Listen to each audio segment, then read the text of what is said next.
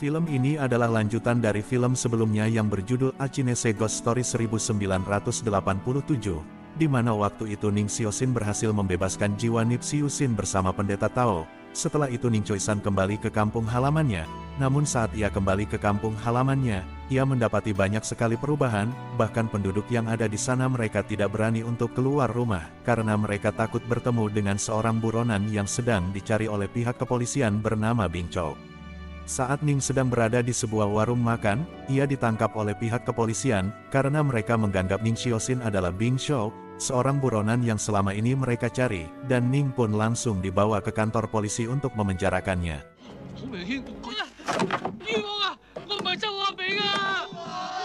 Saat di dalam penjara, ia bertemu dengan seorang penulis lulusan sarjana bernama Elder Chu. Ia ditangkap oleh pemerintah karena tulisannya telah menulis tentang menganalisis strategi militer yang pemerintah anggap ia akan merencanakan pemberontakan.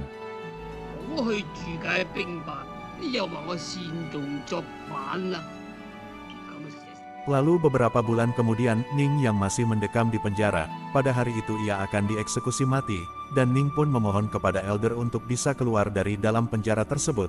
Lalu si cendekiawan itu mengungkapkan bahwa ia selama ini telah menggali terowongan untuk melarikan diri.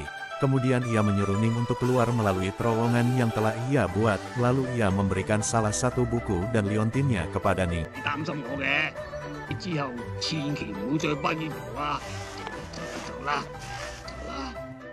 Dan Ning Xiaoxin pun berhasil keluar dari dalam penjara tersebut. Kemudian ia membawa seekor kuda yang ada di tempat itu, yang ternyata kuda tersebut milik seorang biksu bernama Tao Autumn, yang sedang buang air besar. Kemudian biksu Tao pun mengejar Ning yang lari ke dalam sebuah gedung yang diberi nama Villa Kebenaran. Sesampainya di sana kemudian mereka berdua tinggal di gedung tua itu untuk bermalam di sana.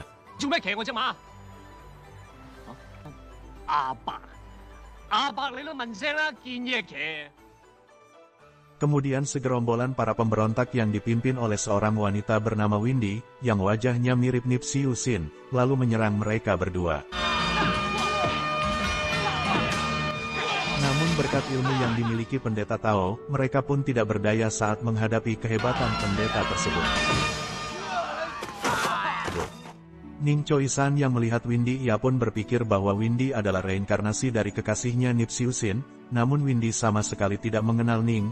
Lalu ia melihat sebuah bandulan kalung liontin yang jatuh dari kantong bajunya Ning Xiaoxin. Pertarungan itu pun terhenti lalu Windy dan adiknya bernama Moon, mereka segera meminta maaf kepada Ning karena mereka menganggap Ning Xiaoxin adalah tetua Chu Hot, seorang cendekiawan yang terkenal.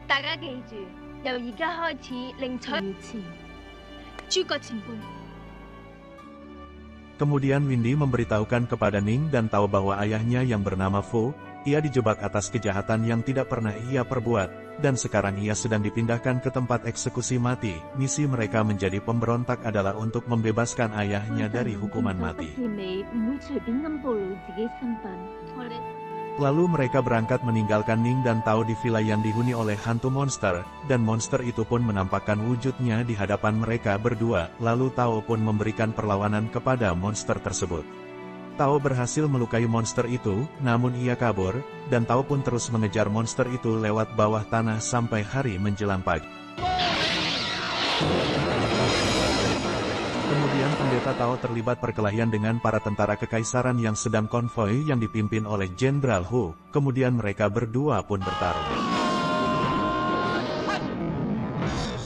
Kemudian Pendeta Tao menjelaskan bahwa ia tidak bermaksud untuk menghalangi konvoi para tentara itu, karena ini hanyalah kesalahpahaman dan pertarungan mereka pun terhenti. Jenderal Hu yang kagum akan keahlian seni bela diri yang dimiliki Pendeta Tao, kemudian ia menawarkan pekerjaan kepadanya, agar mau bekerja di istana kekaisaran untuk menjadi seorang pengawal, namun Pendeta Tao menolak tawaran Jenderal Hu, dan memilih untuk menjadi rakyat biasa. Kemudian Pendeta Tao pergi meninggalkan mereka yang sedang membawa ayah Windy, yang akan dieksekusi mati tanpa sepengetahuannya. Sementara Windy dan pemberontak lainnya yang gagal mengejar Jenderal Hu beserta pasukannya, mereka pun kembali ke villa itu, tanpa ia sadari hantu monster yang lolos dari kejaran Pendeta Tao sedang mengintai mereka. Dan makhluk itu pun kembali menampakkan wujudnya untuk menyerang Windy beserta para pasukannya. Kemudian mereka memberikan perlawanan kepada monster itu, dengan segala kemampuannya dan disertai berbagai senjata juga jebakan, untuk bisa melumpuhkan monster tersebut. Saat mereka sedang melawan monster itu, lalu Jenderal Hu dan pasukannya yang sedang melewati villa itu, ia mendengar keributan di dalam villa tersebut, kemudian Jenderal Hu masuk ke dalam villa itu dan bertarung dengan monster tersebut. Sementara Windy dan para pemberontak lainnya mereka bertarung dengan pasukan Hu untuk membebaskan ayahnya. Jenderal Hu yang saat itu terdesak oleh monster tersebut, kemudian datang pendeta Tao, dan Tao pun berhasil menghancurkan monster itu dengan ilmu mantra-mantranya. Setelah mereka berhasil mengalahkan pasukan Jenderal Hu, lalu mereka segera membebaskan ayahnya, kemudian mereka menyandra Jenderal Hu dan mengikatnya di sebuah tiang. Namun beberapa menit kemudian, biksu besar kekaisaran tiba beserta rombongannya, kemudian ia membacakan sebuah mantra dan mereka yang mendengar mantra itu menjadi lemas dan tak berdaya. Pendeta Tao yang mengetahui mantra itu jahat sebagai nyanyian setan.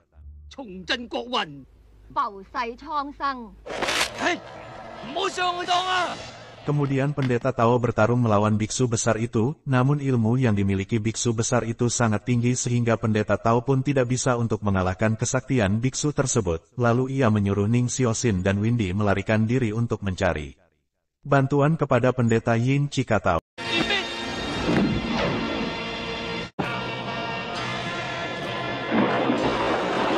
Sementara Tuan Fu, pendeta Tao dan Bulan, mereka ditangkap oleh biksu besar tersebut lalu membawa mereka ke istana.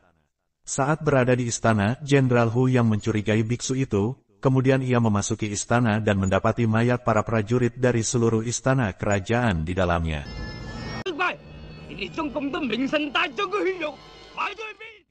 Hu yang menyadari bahwa biksu itu sebenarnya adalah iblis, kemudian Hu membebaskan para tawanan dan bertarung dengan iblis biksu tersebut.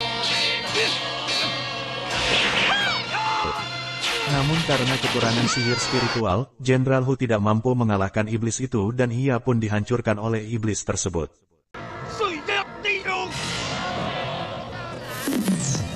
Beberapa saat kemudian, Ning dan Windy tiba di tempat itu bersama pendeta Yin Cikatao, dan mereka pun bahu-membahu melawan iblis tersebut. Dan biksu itu pun menampakkan wujud aslinya, yang ternyata ia adalah siluman seekor kelabang raksasa yang sudah berusia ribuan tahun. Di tengah-tengah pertarungan kemudian iblis itu memakan Yin Cika dan pendeta Tao. Saat di dalam perut iblis itu kemudian mereka berdua membacakan sebuah mantra, yang dapat memisahkan jiwa mereka dari tubuhnya. Dan mereka pun berhasil keluar dari dalam perut iblis tersebut, dan menghancurkan tubuh iblis itu dari dalam perutnya hingga hancur berkeping-keping.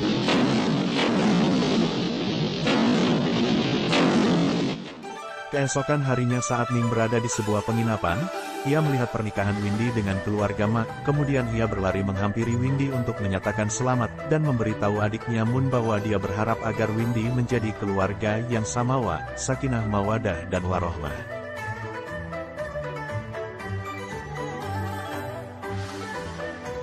Kemudian Ning dan pendeta Yin pergi meninggalkan desa tersebut. Saat mereka akan melanjutkan perjalanannya, lalu dari kejauhan mereka melihat dua wanita mendekat dengan menunggang kuda, yang ternyata wanita itu Windy dan Moon. Windy kabur dari pernikahannya dan memutuskan untuk pergi bersama Ning Xiaoxin, sementara pendeta Yin ia kembali ke desa bersama Moon. Dan film pun selesai.